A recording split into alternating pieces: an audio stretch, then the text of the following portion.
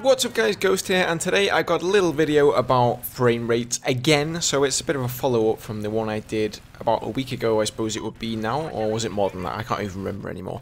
But anyway, basically the situation is, I decided to go ahead and upgrade from Windows 7 to Windows 8.1, and I thought you guys might be interested to know how that turned out, what kind of frame rate changes I saw, because I was wondering about it myself. You know, I asked a lot of people, I said, is it really worth it? Because Windows 8 is by no means cheap, you know, it costs $120, and that's only if you're lucky enough to live in the USA. If you live in England or somewhere else in Europe, like me, it costs a lot more than that. So, you know, you can't just throw your money around, right guys? You want it to definitely pay off, especially if it's something you're going to do for Battlefield 4 alone.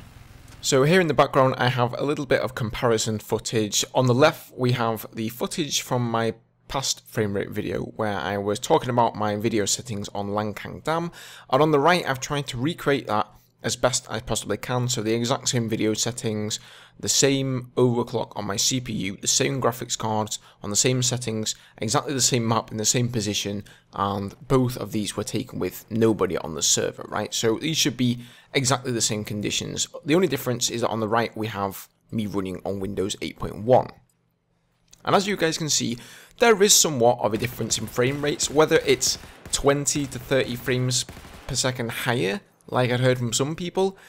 Not really. It's not that great for me. It seems to be different for a lot of people. Some people are reporting double the frame rate after picking up Windows 8 or 8.1.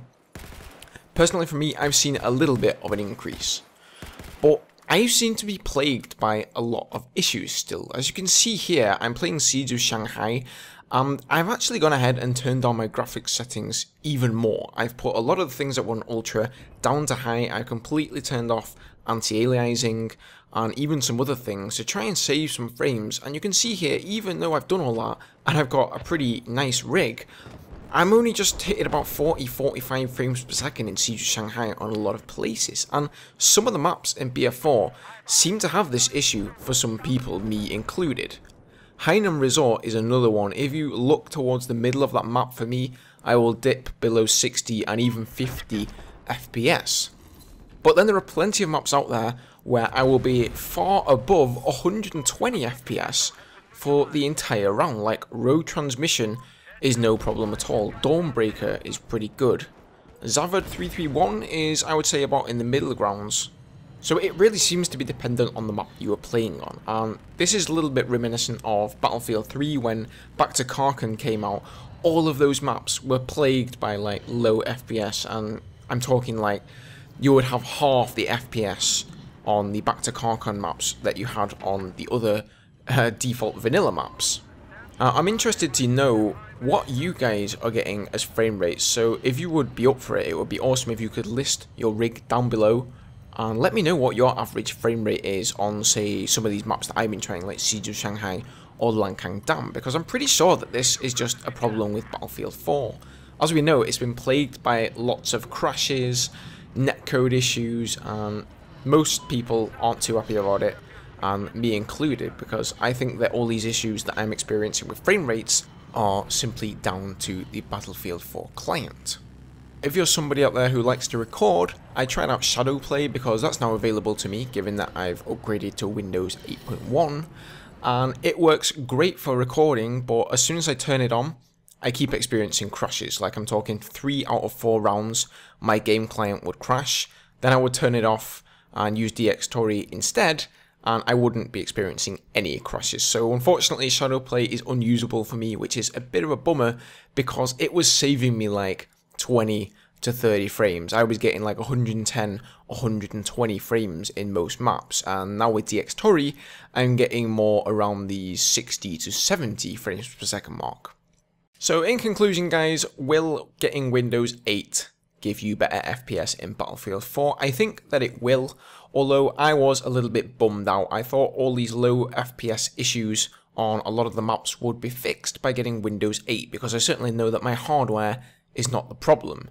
Unfortunately, it didn't fix all of those issues. It did give me a little bit of a higher FPS overall though, but not really the fix that I was looking for. Apart from the fact you have to go to a lot of trouble installing the old start bar unless you like your PC to act as a tablet, which I think is total crap. I have no idea why Microsoft have decided to go in the direction that they did with Windows 8. So first of all, you're going to spend probably an hour fiddling around trying to get your old start bar back. But apart from that, I'm liking Windows 8 quite a lot. It's very nice to use. It has given me somewhat of an FPS increase, and therefore I would recommend it. But just know that it's not definitely gonna double your FPS. It's not necessarily gonna give you 20 to 30 more average FPS. It may end up in a situation like I have experienced where you only get 10 extra FPS, or on some maps, nothing at all. That said, there's no saying that it won't double your FPS or it won't give you 20 to 30 more FPS, because there have been a lot of people, as I've already stated, that have been reporting that. So it's a bit of a gamble. It is quite a lot of money to invest in an operating system, especially if you're just thinking, I want to make Battlefield 4 run better. If that's the only reason you're getting it, then it's debatable whether it's worth it or not. However, Windows 8 is definitely going to be a good upgrade for the future. All new games that are being made right now are going to be built with Windows 8 in mind. I can also tell you on top of that, that it has definitely made my graphics card run much more optimally than it was before. I think before on Windows 7, if I looked in Afterburner, I was getting about 75 to 80% usage out of the card. After getting Windows 8.1 installed, it now gives me 98% usage, so that's a pretty big increase there. Right then guys, that's about it from me. So those are my thoughts on whether it's worth upgrading to Windows 8 if you're thinking about making the upgrade. You can decide for yourself. Let me hear your thoughts down below, and also, yeah, don't forget to post your PC specs and your average frame rates. That would be awesome, just to get a little bit of comparison going there. Let's just hope DICE get a patch out soon, whether it's crashes, low FPS you're experiencing, or just bad netcode. Let's hope that they fix it sooner rather than later, because I love this game and I hate to see it getting bad reviews by people simply based on the state of the game at release. Thanks for watching guys, take it easy, and I'll see you in the next one. Cheers.